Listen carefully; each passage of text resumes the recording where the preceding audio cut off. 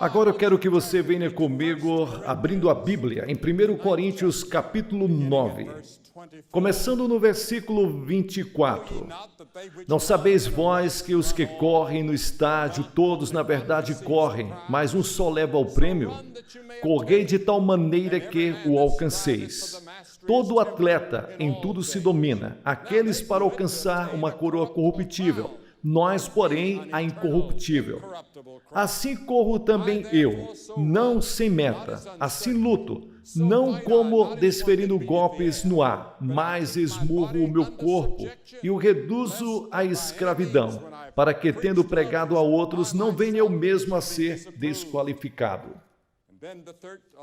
Então, o versículo 12 do próximo capítulo, que diz: aquele, pois, que pensa estar em pé, veja que não caia.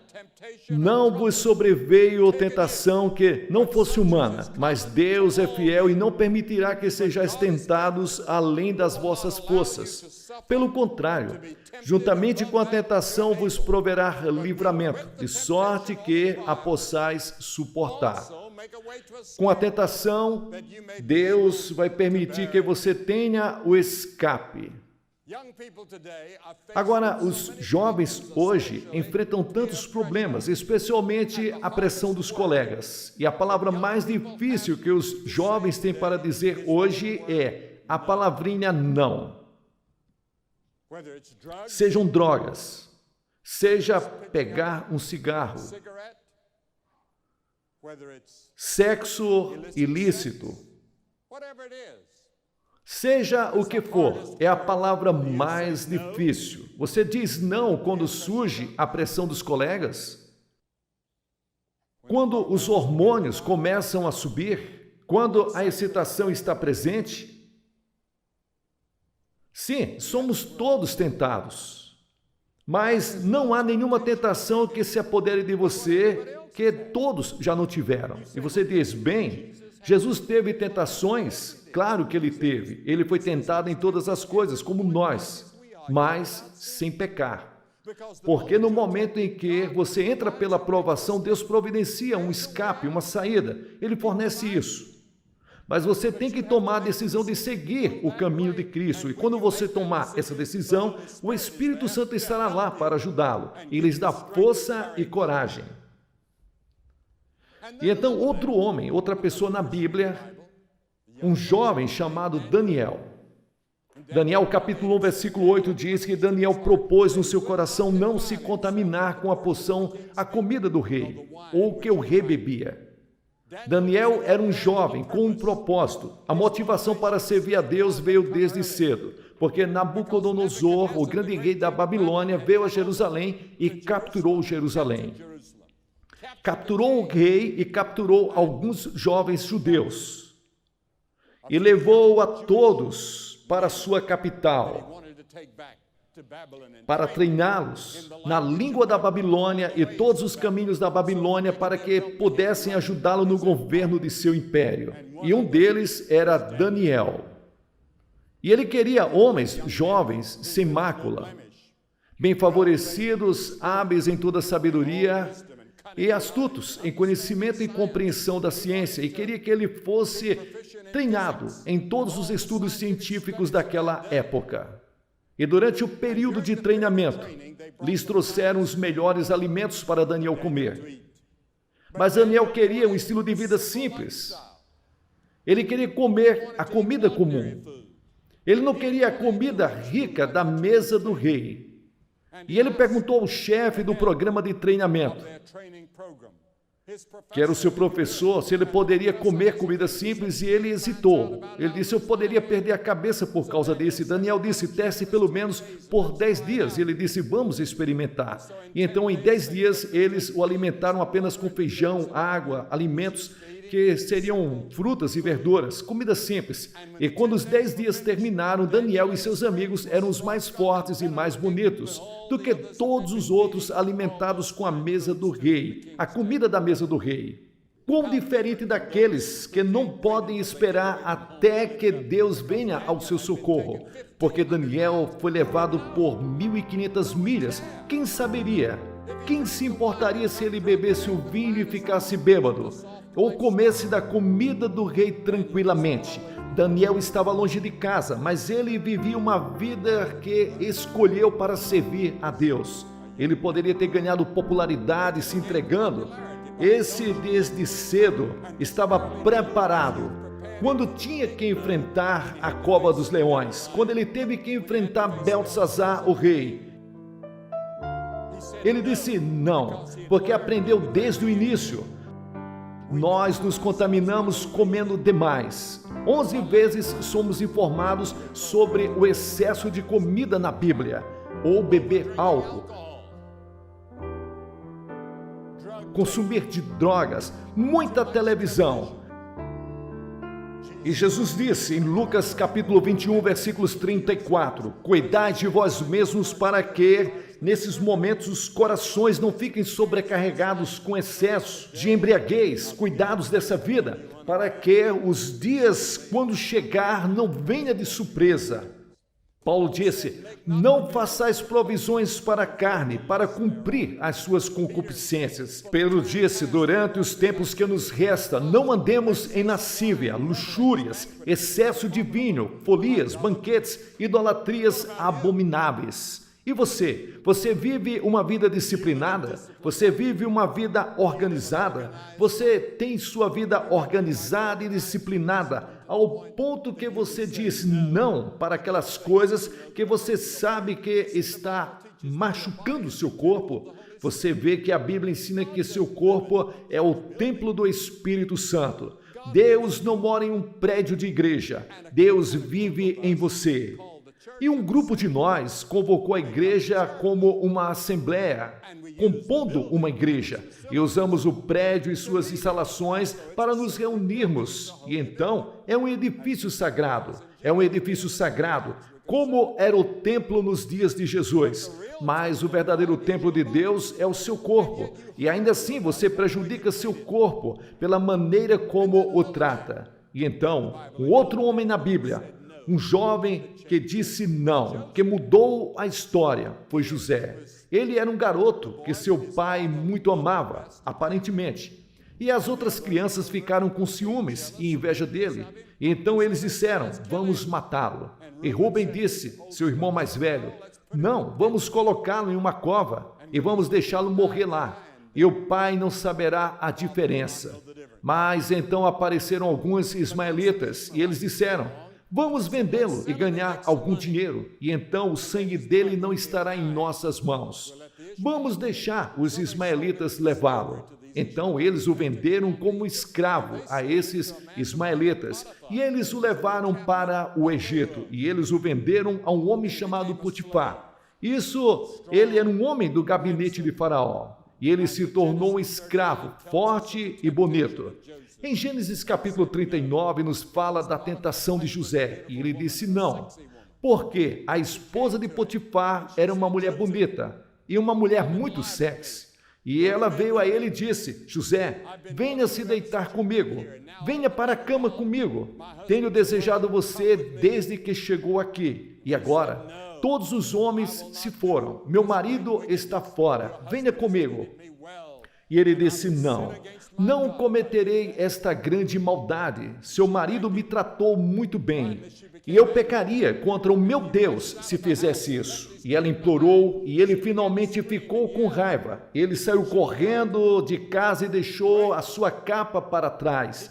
E ela começou a gritar, e gritou, estupro. Ele tentou me estuprar. E quando o marido dela chegou em casa, ele mandou jogar José na prisão. José disse não. Mas então Deus estava com José na prisão. E todos vocês conhecem a história de como Deus usou José e fez dele o primeiro-ministro de todo o Egito e ajudou a salvar novamente sua família mais tarde. Uma longa história que não tenho tempo de contar esta noite, mas a notícia que vocês sabem, tenho certeza.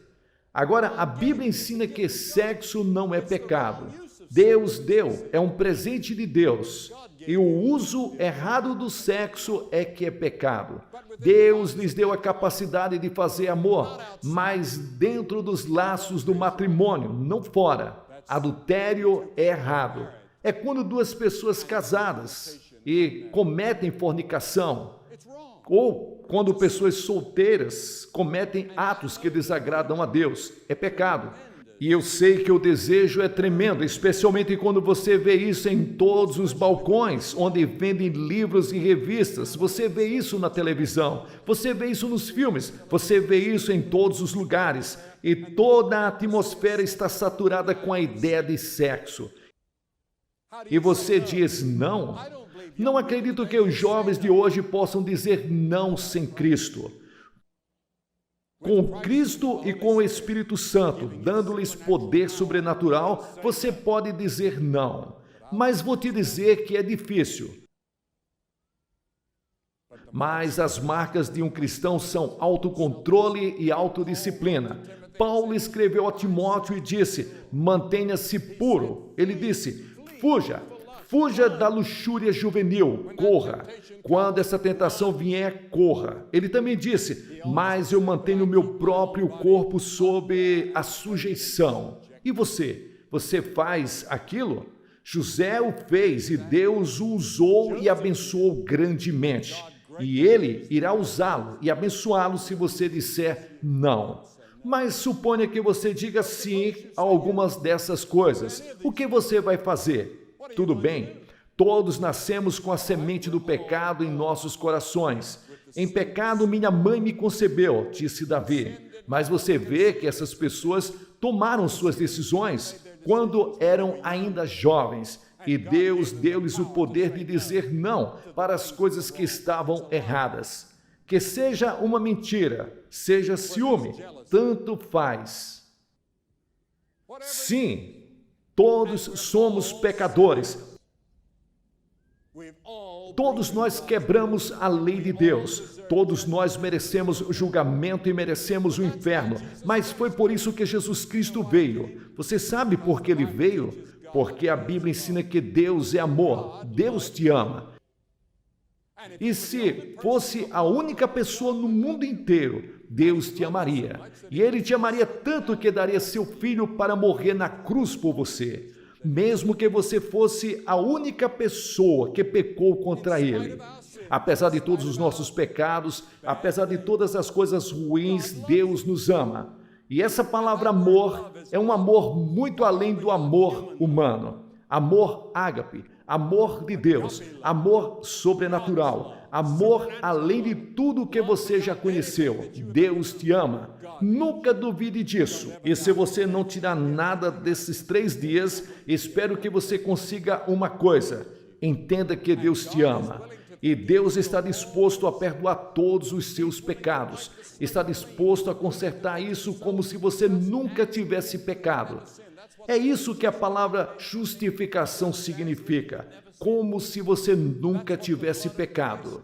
O sangue de Jesus Cristo limpa. Quando o sangue foi derramado na cruz, esse sangue purifica de todo pecado. Eu mereço julgamento e mereço o inferno, mas meus pecados já se foram. Meu julgamento já foi cancelado. Eu fui lavado no sangue de Cristo derramado na cruz, quando Deus colocou sobre ele os pecados de todos nós. Eu não vou para o inferno, eu sei. Eu vou para o céu. E se eu morrer agora, sei que irei para o céu, por causa da promessa da palavra que Deus nos dá. Se com a tua boca confessares ao Senhor Jesus Cristo e crer de todo o coração que Deus o ressuscitou dentre os mortos, serás salvo. Sim, eu fiz isso. Sei que estou salvo. Depois, houve outra pessoa que tomou a decisão de dizer não, quando ainda era jovem. E esse era Moisés. Diz: pela fé Moisés, quando era ainda novo, recusou-se a ser chamado filho da filha de Faraó. Ele escolheu, observe, ele preferiu sofrer aflição com o povo de Deus do que desfrutar dos prazeres do pecado por um período. Sim, você pode ter prazer no pecado, você pode se divertir, pode ficar bêbado, usar drogas, orgias sexuais, você pode ter prazer, mas é por um período curto, por uma temporada, logo desaparece. E Moisés decidiu que ele preferia escolher o caminho de Deus. Às vezes pensamos em Moisés como um velho com barba, mas foi na juventude que ele tomou as decisões que o levou à grandeza.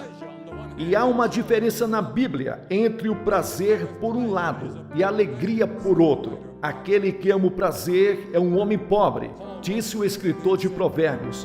Paulo escreveu a Timóteo e disse: mas quem vive em prazeres está morto enquanto vive. Você está vivendo fisicamente, mas morto espiritualmente. Seu coração está morto para Deus. Você pode ser um homem morto. Acabei de escrever um livro sobre a morte chamado Enfrentando a Morte. Vai sair neste outono. Eu investiguei coisas como eutanásia, suicídio e todas essas coisas que as pessoas estão falando hoje. O que está certo e o que está errado e como podemos superar essas coisas. A Bíblia diz em 2 Timóteo, Paulo escrevendo: somos mais amantes dos prazeres do que amantes de Deus. Prazer, as coisas que apelam para a nossa carne e a nossa luxúria. Alegria é outra coisa, é profundo e não importa o tempo, o clima, os problemas, as dificuldades. Há uma alegria, porque a alegria é produzida pelo Espírito Santo, sobrenaturalmente em você, para que o mundo inteiro possa cair em cima de você e você sentir aquela alegria o tempo todo. Temos cerca de 15 ou 20 nascentes em nossa casa e todas as nossas fontes pareciam secar, mas há uma fonte lá que não seca, e assim é a alegria. Não importa o que aconteça e como a seca possa vir, está sempre ali, produzindo frutos pelo Espírito de Deus. Mas o prazer é diferente, é temporário.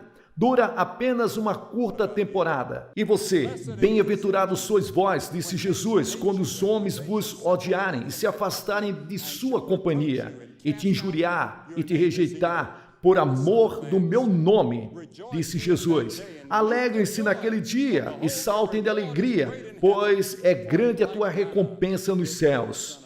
Porque da mesma maneira fizeram com o Filho do Homem. E eles fizeram a mesma coisa aos pais, aos profetas. Ele diz que quando você sofrer por Jesus Cristo, se alegre, pelo amor de Deus. Ainda que alguém zombe de você na escola, pule de alegria. Fique feliz com isso. Você está fazendo isso pelo amor de Jesus. Mas antes, alegre-se porque seus nomes estão escritos no céu. Seu nome está escrito no céu? Se for, alegre-se. Se não for, é melhor você chorar até encontrar Cristo. Estas coisas eu vos falei para que a minha alegria permaneça em você e que sua alegria seja completa.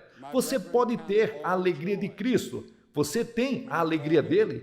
Meus irmãos, considerem tudo como uma alegria quando você cair em diferentes tentações e provações. Moisés escolheu a alegria de seguir a Deus em vez de todos os prazeres do Egito, porque Moisés era herdeiro do trono do Egito. Mais grandes coisas Moisés fez no Egito. Um homem poderoso, porque ele desistiu de tudo para seguir a Deus no deserto e ir com aquelas pessoas desprezadas, com aqueles escravos do Egito. Depois há Jesus. A Bíblia diz: tentado em tudo, como nós, ainda sem pecado. O diabo o levou para o deserto e o tentou 3 vezes, e Jesus estava com fome. Ele não comia 40 dias e 40 noites. Ele estava cansado, estava com sede. Sim, mas você disse que ele era Deus? Ele era diferente? Oh, não. Ele se desfez de todos aqueles poderes sobrenaturais naquele momento. Ele conheceu o diabo assim como você faz, como homem. E o diabo disse: se você é o Filho de Deus, transforme essas pedras em pão, para que você se alimente, e alimente o mundo inteiro, e não haverá fome no mundo. Você pode resolver todos os problemas sociais no mundo agora, Jesus. Faça isso. E você sabia que Jesus nunca discutiu com ele? Ele nunca debateu com ele. Tudo o que ele fez foi citar as Escrituras. Ele disse: está escrito, o homem não viverá só de pão, mas de toda a palavra que procede da boca de Deus. E então veio pela segunda vez o tentador e disse: se és o Filho de Deus, lança-te daqui para baixo, porque está escrito: ele dará ordens aos seus anjos a respeito de ti, para que te tomem pela sua mão e te sustentem. Veja, o diabo disse: salte, faça um grande espetáculo para as pessoas e eles vão acreditar. Você não precisa ir para a cruz, você não precisa morrer na cruz. Você está planejando fazer isto para salvar o mundo, mas você pode fazer com que todos acreditem em você, quando eles virem os anjos pegando você no ar. Mas Jesus disse, está escrito novamente: não tentarás o Senhor teu Deus. E então, a terceira tentação foi: todas essas coisas eu te darei, se você se dobrar e me adorar. E ele disse: olhe para o mundo, todo o petróleo, todo o ouro, todo o poder do mundo é seu. E Jesus não discutiu com ele. Ele tinha todas as condições de oferecer aquilo, porque ele é chamado de o Deus desse mundo, o príncipe e o poder do ar, o príncipe desse mundo. O diabo, ele é um enganador. Ele tem uma autoridade tremenda, uma enorme riqueza, e ele pode te oferecer tudo o que existe, se você apenas adorá-lo por um pouco. Apenas acene com a sua cabeça e diga: tudo bem, diabo, eu irei com você um pouco, de qualquer maneira. Jesus não fez isso. Ele disse: para trás de mim, Satanás. Está escrito que adorarás o Senhor teu Deus e somente a ele servirás. Então a Bíblia diz, depois destas três tentações, o diabo o deixou e os anjos vieram e o ajudaram. Observe essas três coisas. Jesus citou as Escrituras. Ele estava cheio do Espírito Santo. Ele estava na vontade de Deus. Você está disposto a dizer esta noite não às tentações do diabo? E sim ao chamado de Cristo que te diz: arrependa-se de seus pecados? Isso significa mudar seu modo de viver. Me siga. Ah, mas você diz: Billy, sou membro da igreja, fui batizado, fui confirmado. Sim, isso é uma coisa maravilhosa, mas seria maravilhoso e você reconfirmar essa sua confirmação. Seria maravilhoso você vir e dizer: eu quero me dedicar novamente ao Senhor Jesus. Ou para alguns de vocês, fazer como alguns fizeram ontem à noite. Dizer: eu estou te recebendo pela primeira vez, eu realmente quero vir a Cristo agora, quero que meus pecados sejam perdoados, não quero correr o risco de morrer sem Deus.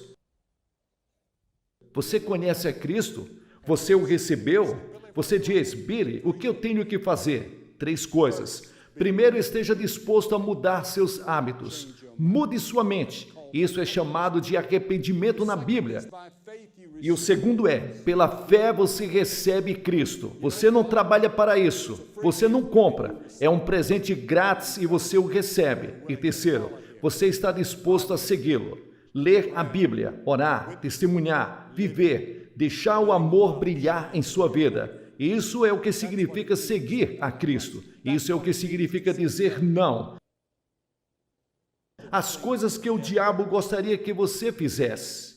Vou pedir que você faça essa escolha essa noite. Vou pedir que você faça algo, como vimos centenas de pessoas fazer a noite passada, como vimos pessoas em todos os continentes, em mais de 60 países. Vou pedir para você se levantar da cadeira e vir à frente dessa plataforma e dizer essa noite: eu quero Cristo em meu coração. Eu quero saber e ter a certeza. Quero dedicar a minha vida a Ele.